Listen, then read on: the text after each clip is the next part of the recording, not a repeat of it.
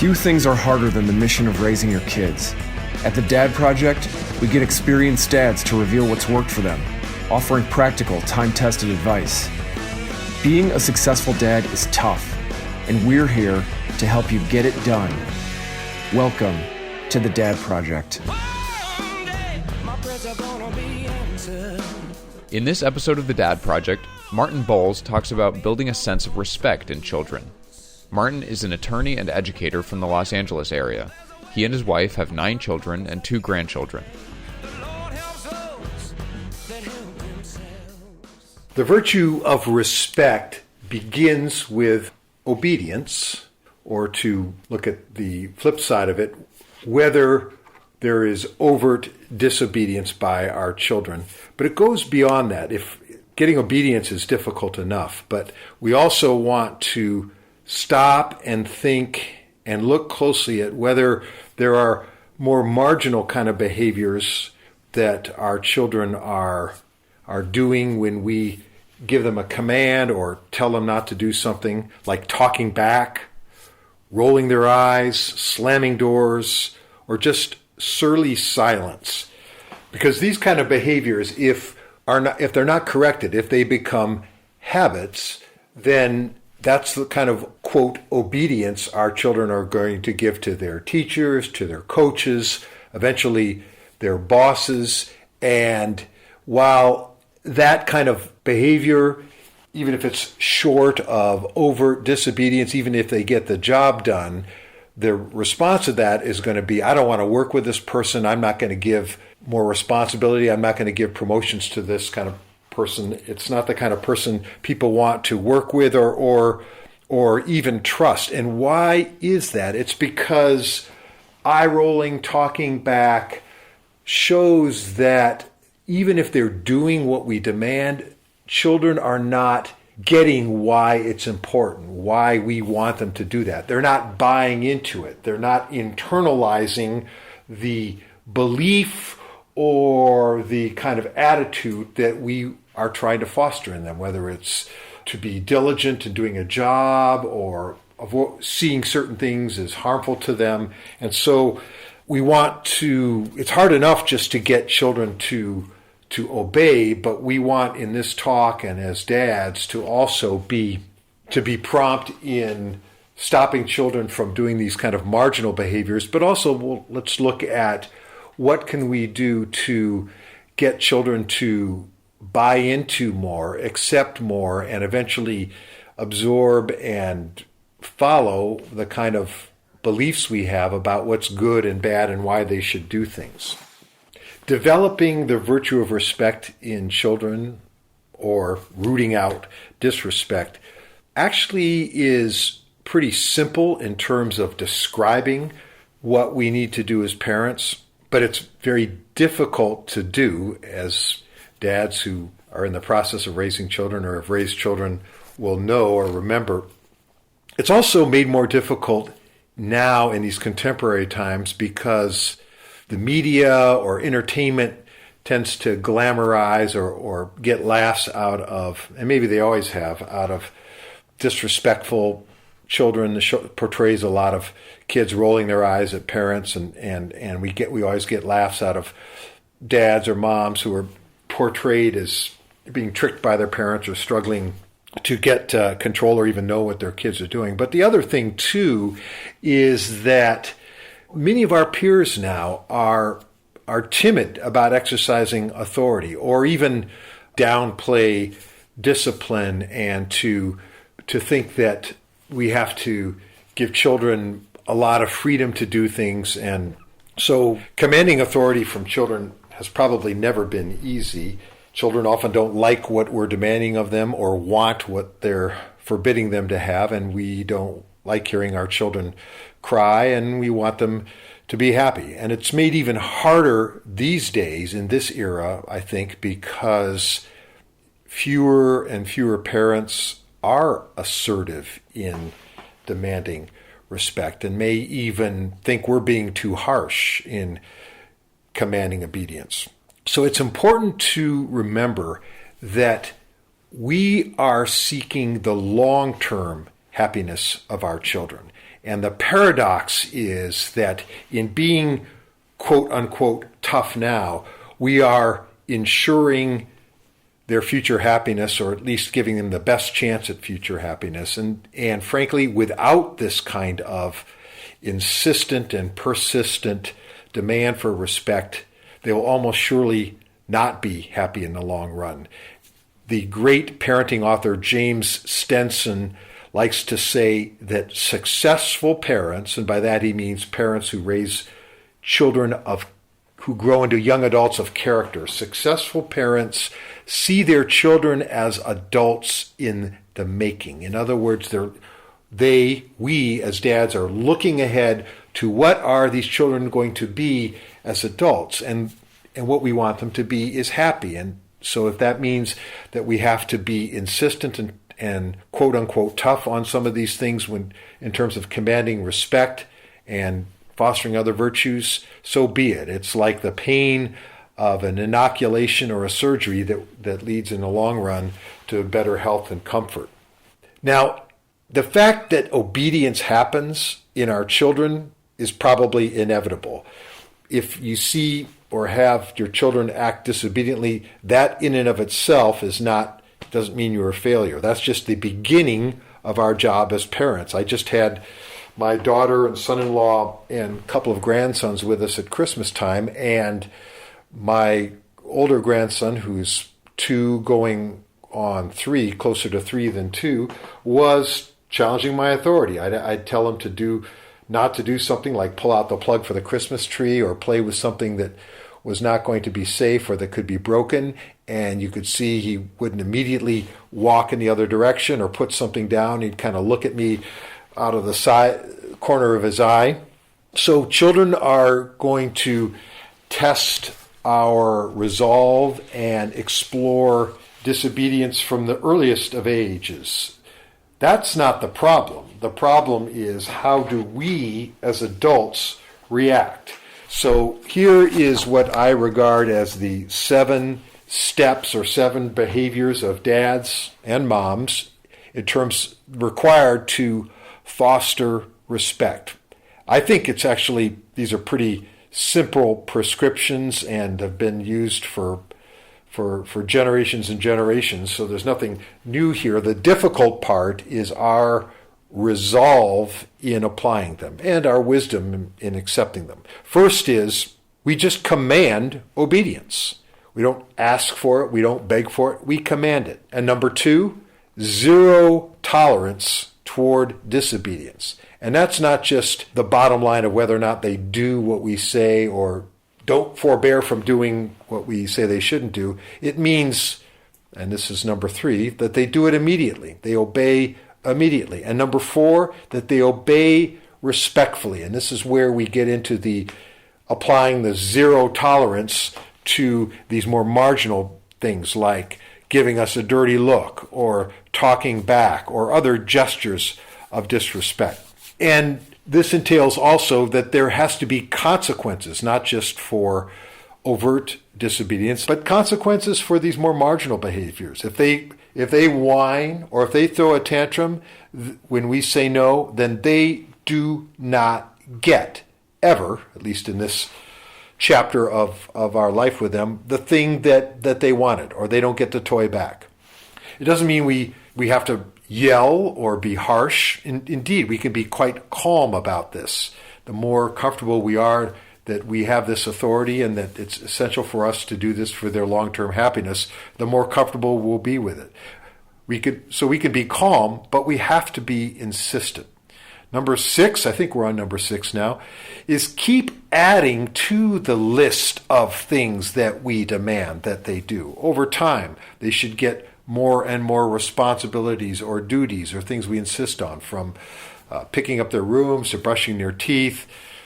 Obviously, this is age dependent, but also the pleasures that they defer. That maybe when they're a screaming 2-year-old, if they really, really want to have the Cheerios when you want them to eat the spinach, well, maybe you give them the Cheerios. But over time, we add to the list of pleasures that they have to defer.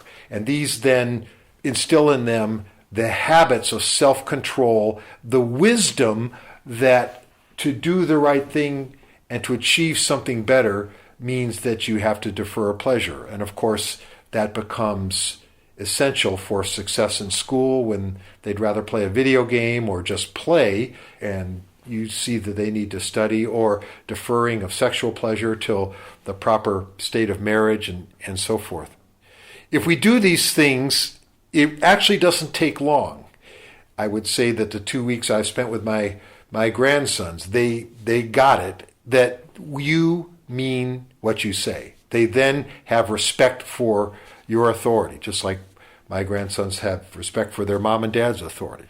But then point 7 is, don't let up, because respect is a virtue, and a virtue means a habit of doing the right thing. So they have to be practicing respect continually. And like all of us, we all have the tendency to slip down the slope of less virtue and more vice and being easier on ourselves. So we have to keep insisting on respect so that they practice it continually over time. In the long run, this is going to show up in their respect for teachers, their respect for police. In other words, it's going to lead them to be successful, to stay out of trouble, and to be happy, and that's what we want for them.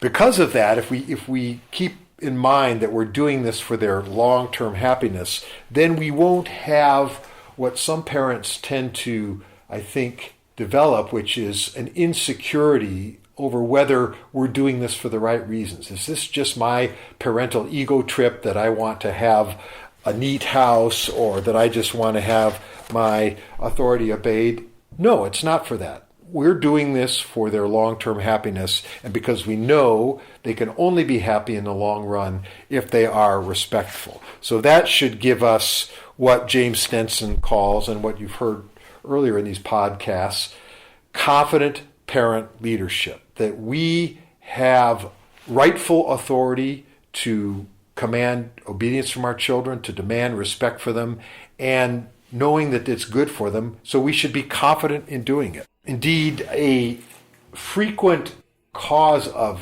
disrespect in children is when they sense a parent's lack of respect in their authority. And so it becomes almost a downward spiral, or it can be an upward spiral. That if we exercise authority confidently, and by the way, that doesn't mean necessarily that inside we're feeling like we're brimming with confidence, but rather that when we exercise authority, we're at least intellectually or mentally confident that we have that authority, and act with resolve. And then our sense of confidence will follow the act, and our children's sense of confidence in our authority will follow our act. I'd like to quote James Stenson in his great book on fathering called Father, the Family Protector. He says, "Great parents have no doubts about their rightful authority. Successful parents are conscious and confident of their authority. As a result, their children, over time, grow to have confidence in their parents' self-confidence." Sometimes we might think, and sometimes you hear people talk about how, well, I want to be friends with my children. The best response to that, I think, comes from my sister-in-law, who said that in raising her 3 young boys, she wasn't going to try to be their friend. Her goal was to raise good future citizens, not try in the short run to be their friends. And what she expected, and what in fact turned out to be the case, is that those young men as adults became great friends of their mother because of that.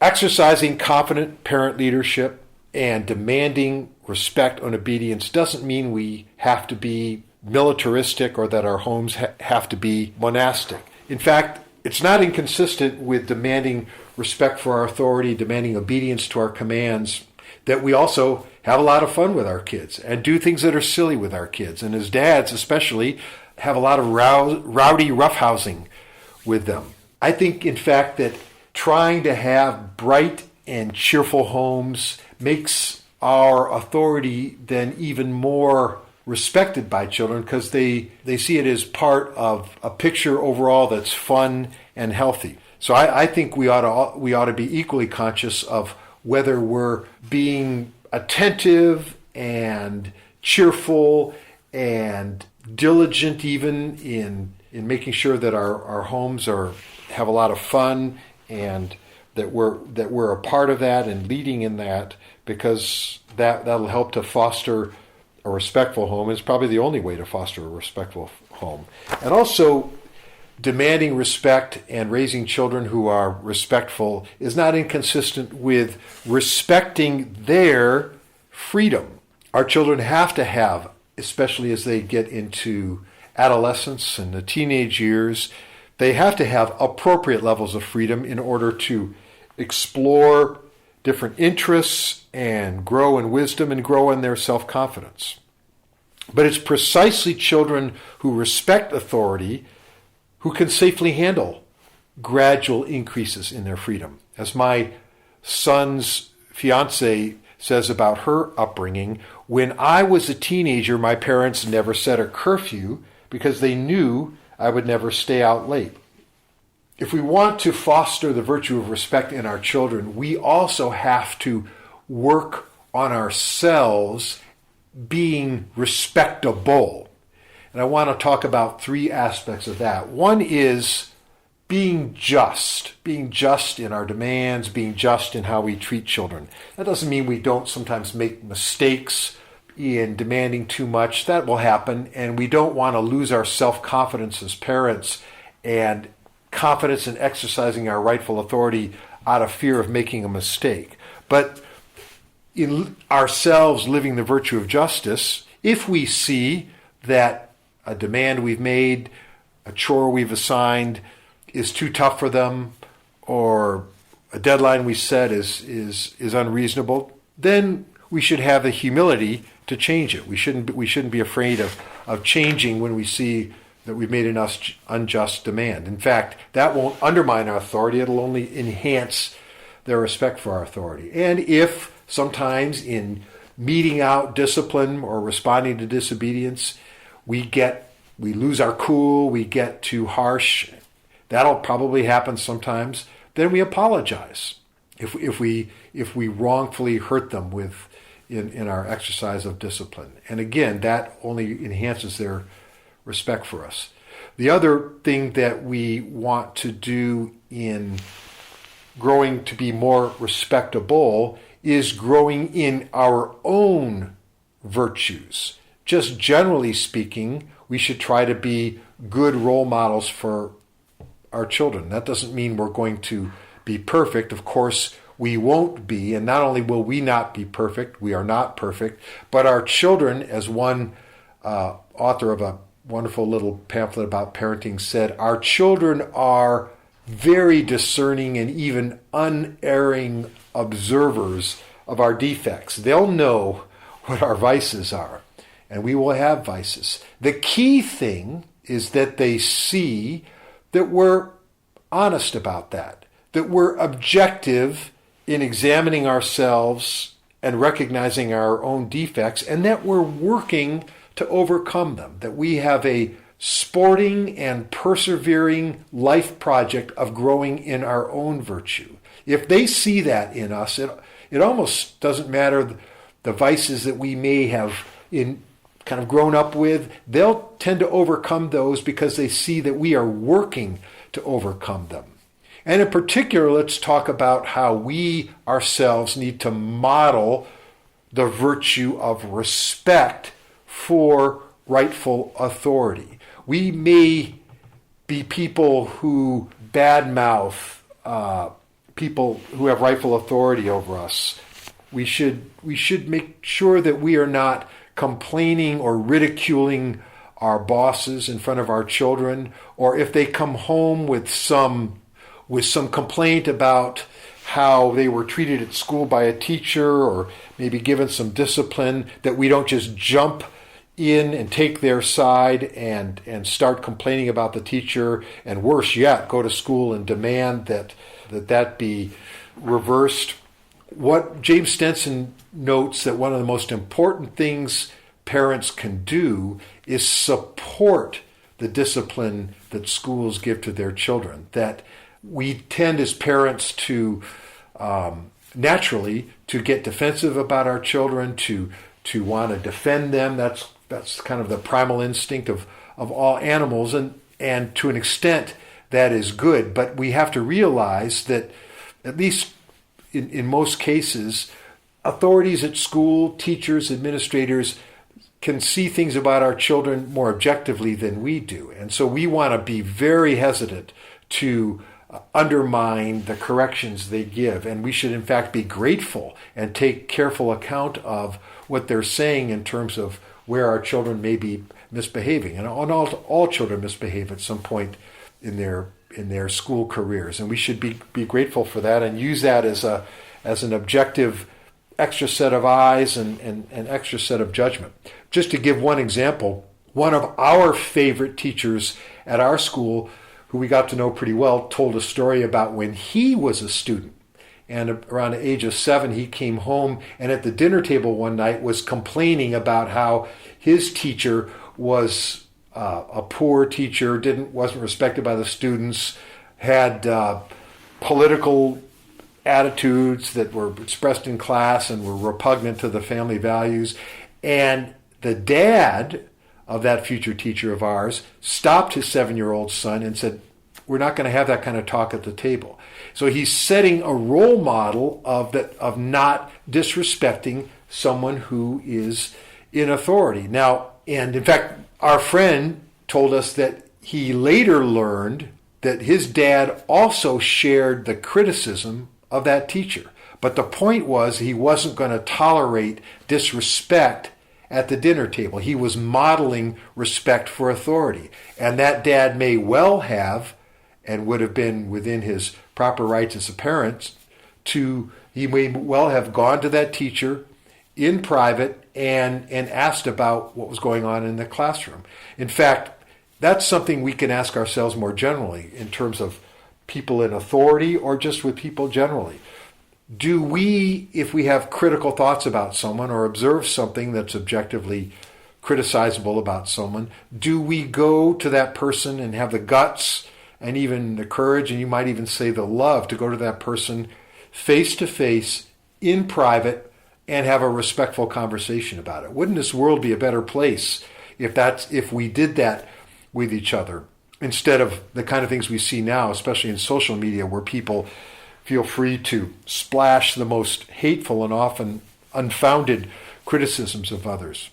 And lastly, how are we modeling respect for authority to our children in the way we treat our wives? It's natural that over the course of a marriage, we get to know our spouse better, they get to know us better, and since everybody has defects, we gradually become more aware of and maybe feel more chafed about the inevitable defects that any person has. But what we want to examine in ourselves is whether we give vent to our criticisms in front of our children. And it can begin to slip out in what passes as humor, as sarcasm. Instead, what our children should see is nothing but the utmost of respect that we give toward our wives, complimenting them and supporting their discipline decisions, never questioning them or undermining them in front of the children. Any disagreements we have should be discussed in private. And frankly, for those of us dads who work outside the home and who have wives working at home with the children all day long, we should probably be very deferential to the judgment and the difficulties that our wives are facing that we may not face, and have only the luxury of second guessing when we come home fresh to the domestic scene. Lastly, in addition to the longer term success and happiness that our children will have if they develop the virtue of respect in terms of what teachers think of them and what coaches think of them and what bosses think of them and that sort of thing, there is also, in an almost mysterious way, a growth in their own ability to respect themselves if they learn to respect others. I think it's partly because of what James Stenson talked about, that they become confident in their parents' authority if their parents exercise that authority and insist upon it in a confident way. But then they become confident not just in their parents' authority, but again, if we practice justice in our demands and respect for our spouses and have their long-term happiness in view as we exercise authority and demand respect, then they'll come to see the wisdom and goodness of what we're demanding of them. They'll internalize that. And they then become more confident in acting in the ways we've tried to lead them to do, and not just in obedience, but in matters of self-control, hard work, being honest, being kind to other people, and in the self-controlling behaviors about alcohol, drugs, and sex. John Rosemond calls this circling back. He talks about how when children first learn respect for their parents, then eventually that extends outward to respecting other authority figures, but then it extends to respecting other people, and respecting other people regardless of whether they're the coolest or the richest. They're respecting people regardless of their background or their station in life. But then he goes farther and he calls it a social circuit, that the respect comes back to self-respect. And then they become adolescents who have the maturity in the sense of self-respect to say, I'm not going to do that. I'm not going to try that. I don't need that to respect myself. And so they can avoid self-destructive behaviors. Again, it all comes back to believing in ourselves because we are trying to improve ourselves and grow in our own virtue, and having confidence that we have the authority, and indeed we must exercise that authority to insist on respect and obedience in our children for their own happiness in the long run. And as someone who's been a parent now for almost 30 years, I've seen that really does result. I'll just end with a story about my wife's exercise of authority over our oldest, who was about 2 years old when this happened, and we just not long before brought home the first of her eventual 9 or 8 siblings, and her younger brother, relatively newborn younger brother, was in a bouncy seat. And so my wife Julia was taking a video of John in the bouncing seat, and Ginny wanted to be in the video because she was probably feeling a little bit left out, as all the attention was being, she thought, given to her younger brother. And then she started sort of poking her younger brother in the bouncy seat, and Julia said, "Sweetie, don't do that." And the video goes on, and then Ginny does it again, and Julia said, "Honey, don't do that." And of course, Ginny does it again, and then Julia says, "Ginny, I told you no."